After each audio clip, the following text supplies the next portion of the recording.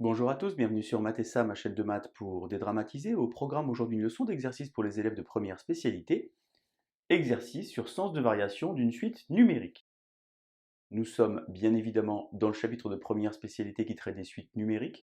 Je vous insère comme d'habitude le lien vers la playlist du chapitre afin que vous puissiez vérifier vos acquis et vos connaissances. Connaissez-vous par exemple le mode de génération d'une suite, c'est-à-dire une suite exprimée à l'aide d'une formule explicite ou une formule de récurrence? Savez-vous surtout comment faire pour déterminer le sens de variation d'une suite, qu'on appelle aussi la monotonie? Je vous propose donc aujourd'hui de mettre la vidéo en pause, de tenter d'étudier la monotonie des suites préparées pour vous au tableau, et on se retrouve évidemment juste après pour la correction. Un brouillon, un crayon, et c'est parti! Alors tout d'abord, avant de commencer, un petit rappel quand même. Vous avez deux façons d'étudier la monotonie d'une suite. Tout d'abord, en étudiant, en évaluant la différence de deux termes consécutifs.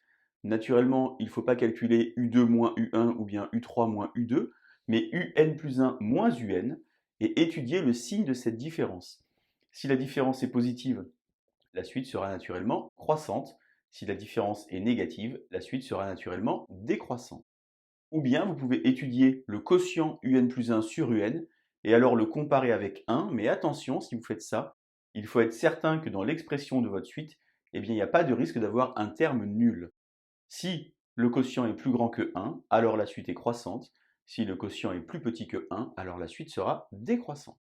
Premier exercice, donc ici on a pour tout n qui appartient à grand N, UN égale moins 3n plus 5. Pour ceux qui ont déjà des connaissances, ensuite on appelle ça une suite arithmétique.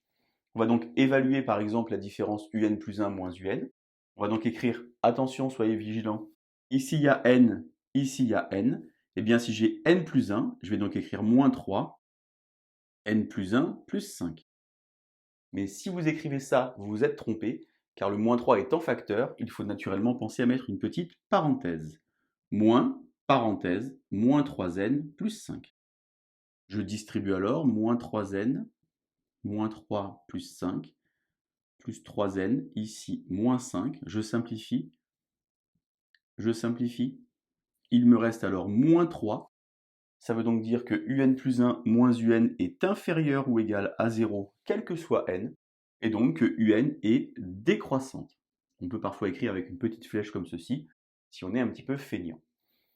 Alors les élèves souvent me demandent, mais laquelle des deux méthodes faut-il utiliser? Est-ce qu'on utilise la différence ou est-ce qu'on utilise le quotient? Eh bien en fait, il faut un petit peu sentir l'expression. Vous voyez qu'ici, si vous avez fait le quotient, je pense que vous ne seriez pas arrivé au résultat. Alors ici, justement, pour le deuxième exemple, eh bien j'ai fait les deux méthodes pour que vous puissiez un petit peu comprendre la différence. On a donc ici une suite qui porte un nom, qui s'appelle une suite géométrique. Je vous insère évidemment le lien vers la vidéo qui traite des suites géométriques si vous voulez réviser. On va donc évaluer un plus 1 moins un. Comme tout à l'heure, Gn, n plus 1, n plus 1. Ça fait donc 5 exposant n plus 1 moins 5 exposant n. Une fois que je suis ici, je vais utiliser mes connaissances de la classe de quatrième. 5 exposant n fois 5 exposant 1 moins 5 exposant n. Et ainsi, je vais donc pouvoir factoriser. Je souligne ce qui est en commun, je l'écris devant, j'ouvre une parenthèse, et je réécris dans l'ordre tout ce qui manque. Eh bien, il manque 5, moins, et ici, je suis bien embêté, car naturellement, il me manque un nombre derrière. C'est ce qu'on appelle le coût du 1, puisque le facteur 5 puissance n, ici, y est une fois. On a donc ici un petit 1, 5 moins 1, ça fait 4. 4 fois 5 exposant n. Attention aux règles de priorité, 4 fois 5 exposant n, c'est pas pareil que 20 exposant n. On a fini notre travail. On peut donc dire que ici, la différence est positive. Je bascule maintenant sur la méthode 2, un plus 1 sur un. Je vais donc avoir 5 exposant n plus 1 sur 5 exposant n. Comme tout à l'heure, j'utilise les propriétés. Je peux alors simplifier. J'obtiens ici 5, ou bien 5 exposant 1, c'est pareil. Et donc un plus 1 sur un est supérieur ou égal à 1. Dans les deux cas, naturellement, la suite un est une suite qui est croissante sur grand N. L'exercice suivant avec, cette fois-ci, une fraction avec des lettres.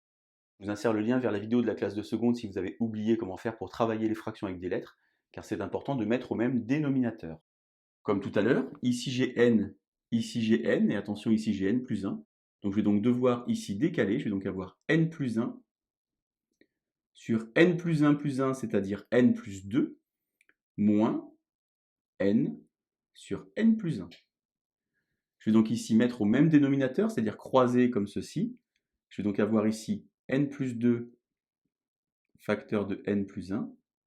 Ici, n plus 1 finalement va être au carré. Et ici, je vais avoir n facteur de n plus 2. Je ne développe jamais au dénominateur. Ici, j'ai une identité remarquable. Et ici, j'ai la distributivité.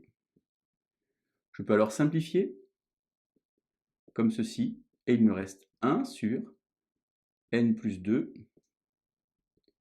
n plus 1. Je peux donc dire que la différence ici est supérieure ou égale à 0, et donc que la suite est donc croissante. Alors peut-être que puisque vous aviez un quotient, vous avez peut-être envie d'utiliser la deuxième méthode qui est ici. Je vous l'ai inséré à cet endroit-là. Si je veux faire un plus 1 sur un, vous avez peut-être peur d'écrire des fractions à échelle, on va quand même essayer. Un plus 1, ça fait donc n plus 1 sur n plus 2, et un, ça fait n sur n plus 1. On a appris en classe de quatrième que diviser par une fraction, c'est multiplier par l'inverse. J'ai donc n plus 1 et ici n plus 2. J'inverse ici la fraction, n plus 1 et ici n. Alors là, je suis bien embêté car je ne sais pas trop quoi faire. Assez souvent, on dit aux élèves qu'il ne faut jamais développer. Eh bien ici, c'est probablement un des seuls cas où ça va fonctionner. On va donc distribuer au numérateur et distribuer au dénominateur. Au dénominateur, j'aurai donc n carré plus 2n. Et au numérateur, n carré plus 2n plus 1. Et puisque n est un entier naturel, eh bien vous voyez qu'ici, le numérateur est plus grand que le dénominateur. On apprend cela en classe de 5e. Lorsque le numérateur est plus grand que le dénominateur, eh bien la fraction est plus grande que 1. Et on pourrait alors aussi conclure que la suite un est croissante. Dernier exemple enfin ici, avec une racine carrée. Alors on va évaluer également la différence de deux termes consécutifs. Et on va utiliser une notion très importante qui s'appelle l'expression conjuguée. Vous allez voir comment est-ce qu'il faut faire. Attention à ne pas vous tromper. Là, il y a n. Là, il y a n. Si je mets n plus 1, je vais donc avoir racine carrée de 2n, mais finalement, il y aura n plus 1 en facteur, 2n plus 7, moins racine carrée de 2n plus 5. Alors ici, j'ai une différence de 2 racines carrées. Pour faire disparaître ici la racine carrée, c'est donc l'expression conjuguée. Je vais multiplier en haut et en bas par le même facteur. Donc ici, d'abord, je réécris racine de 2n plus 7 moins racine de 2n plus 5. Et je multiplie donc par ce qu'on appelle la quantité conjuguée, c'est-à-dire 2n plus 7 sous une racine carrée, plus racine carrée de 2n plus 5. Mais si j'ai fait cette opération ici, je dois faire la même opération au dénominateur. Donc ça fait ceci plus ceci. Alors naturellement, si vous barrez ici les deux parenthèses, vous êtes revenu au point de départ, c'est évidemment pas ce qu'il faut faire. Ici, on a une identité remarquable, a moins b facteur de a plus b, qui va donc s'écrire finalement 2n plus 7, puisque je vais avoir a carré moins b carré, et la racine carrée et le carré vont donc s'annihiler, moins, parenthèse, ici 2n plus 5, et au dénominateur, racine de 2n plus 7, plus racine de 2n plus 5. Il me reste finalement, vous voyez que les deux n partent, 7 moins 5, ça fait 2. J'ai donc 2 sur racine de 2n plus 7, plus racine de 2n plus 5. Finalement, une racine carrée étant toujours positive, eh bien la quantité au dénominateur est positive. 2 divisé par un nombre positif, c'est donc quelque chose de supérieur ou égal à 0. J'ai donc ici une différence qui est positive, et je peux donc conclure que la suite un est une suite croissante.